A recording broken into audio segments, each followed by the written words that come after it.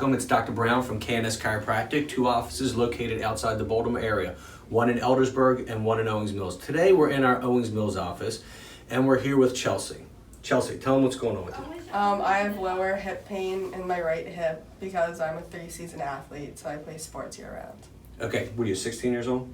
I'm 15. She's 15 years old. She plays her 3 sports, field hockey, track, and lacrosse all year round. When somebody plays sports all year round, there's no chance for the back to rest. So what happened, when we started seeing Chelsea about 5 months ago, she came in because she was having pretty much constant low back pain. There was no specific trauma, it was just repetitive strain on the joint that eventually made her come into the office. So what we've been doing to Chelsea is we've been treating her with electrical stim to help relax the muscles, and we have been giving her adjustments. We've been adjusting her 2 different ways. We've been adjusting her with our hands in her low back to get mobility into the pelvis and to the hips, and we've been stretching her out. Due to the fact that she's constantly running, constantly putting pressure, when you play field hockey, you're in this position all the time, puts a lot of stress and strain on the low back. So what we've been doing is we've been doing what's called a flexion, distraction, decompression adjustment, which helps to pull the joint apart, take the pressure off of the back of the joint, take the pressure off the back of the disc, and it's really been helping her. Now she comes in every couple weeks just to maintain what we're trying to do. Today she's actually in a lot of pain. What did you say? Why are you sore? Because the chair's at school. Because the chair's at school. She's studying for finals right now. Also today, she's been having knee pain on both sides. Her left knee, she had a meniscus repair 4 years ago, but now she's developing pain, both the knees, probably from all the compression from the running and the repetitive stress. We're going to dry needle her knee. But the first thing we're going to do is I'm going to show you how we adjust her. All right, Chelsea, lay on your stomach. Every time I palpate Chelsea's back, she pretty much consistently, when it's sore, has pain right through her paralumbar muscles. Anna, come over here.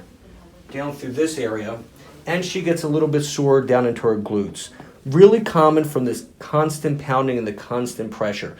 Being in that hunched over position while she's playing field hockey, running, track, those things are compressive on the spine. The low back, the spine, these tissues do not like to be constantly compressed.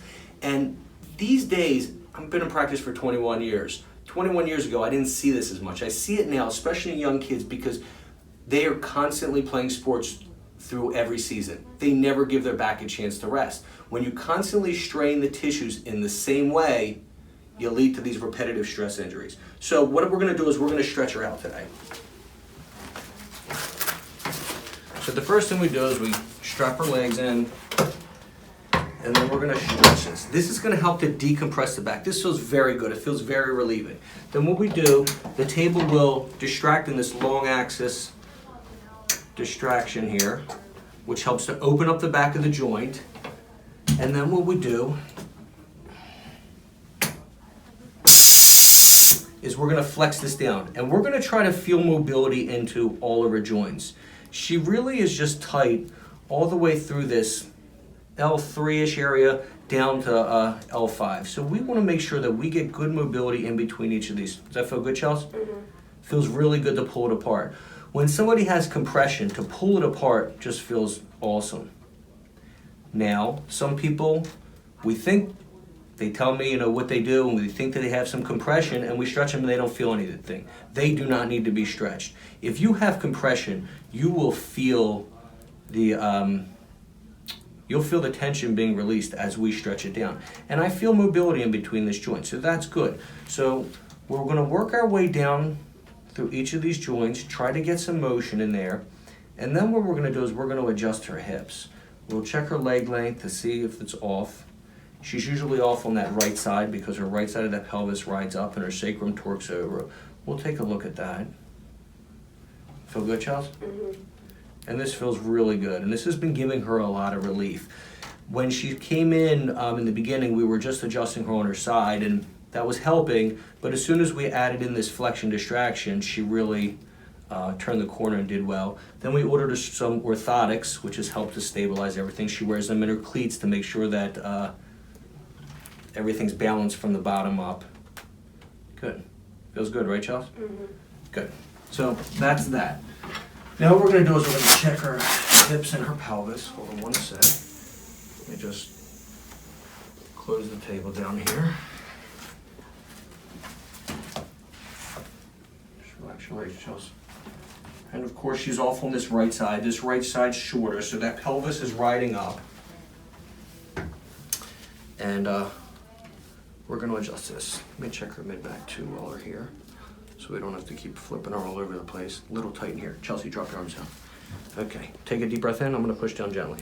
Blow it all the way out. Good. Good. Great.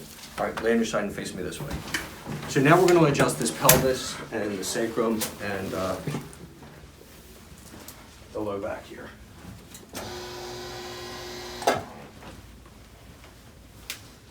So this is called a side posture adjustment. Grab your elbows real tight and relax. Great. Move great. Felt it move into place. That's what we want. We want the mobility in there. We want those joints to shift around. Come on over here, Anna. This is the side that was riding up. It's riding up on the right side. I'm going to make my contact right at this posterior superior iliac spine, and we're going to drive this down in a downward direction. Just relax. Good. And that was perfect. Everything moved great. So look, what I'm going to do now, so I don't have to bore you guys, I'm going to get her set up for her dry needling, and we'll be back in a few minutes, and I'll show you exactly how we're going to do her knee. Hey everybody, we're back. All right, so we just adjusted Chelsea. Now we're going to dry needle her knee. This is the knee that she had surgery on 4 years ago. She had a tear in the meniscus from doing what, Chelsea? Lacrosse. From playing lacrosse. These sports are killing her. So what we did was we found a lot of tender areas on her, and these are the areas that we're going to needle. I marked a lot of them, and we'll see how it is when I do it. I don't know if we're going to hit all these. We'll kind of work on it as we put the needles in. We'll see what's still sore and what's not sore. But this is where a lot of these tendons are inserting into the side of the knee, into the medial side of the knee, around the your quadriceps tendon. She has some swelling down below this patella tendon. So let's just dry needle it and see what happens. We're going to use some 1-inch needles. We're going to use 1 and 1.5 inch needles. She's never had this done.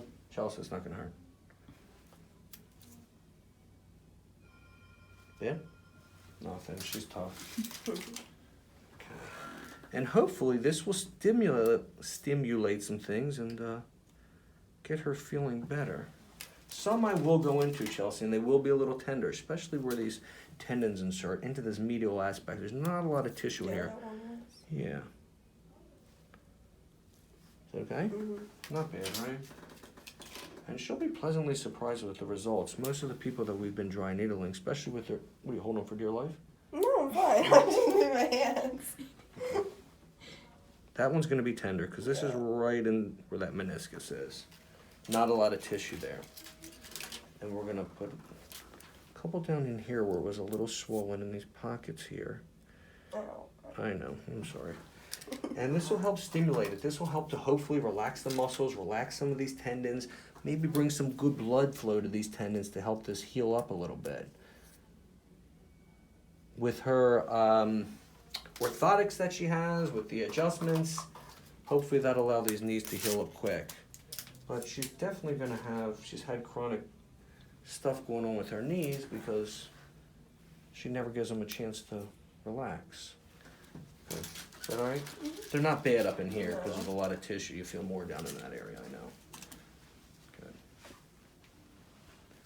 And sometimes with this dry needling, you don't need to be super specific, and you just got to kind of work on the areas where you feel the tissue's not feeling good, where it's tight or where it's lumped up.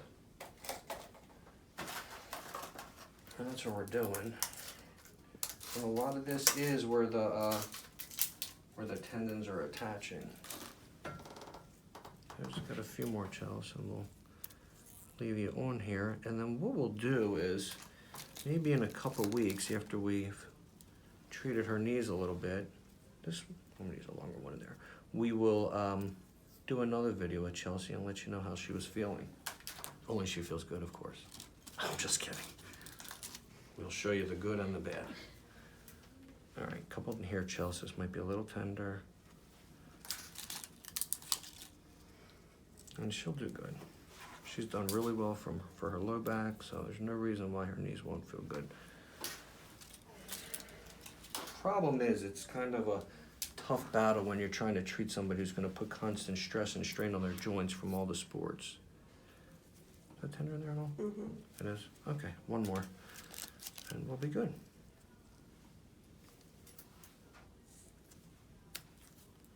Looks like a pretty pattern here. Good. Okay, so look, what we're gonna do is we're gonna leave these needles in here for about 15 minutes. This will hopefully help to relax everything, relax these tissues, stimulate them, bring some good blood flow to the area to get these tissues to heal. And like I said, we'll do another video maybe with Chelsea in another couple weeks, and we'll let you know how she's feeling. Look, I appreciate everybody watching us. That's great. Please go to my YouTube channel and click the subscribe button. I'd appreciate it. We'll see you again next week for another video. Thanks.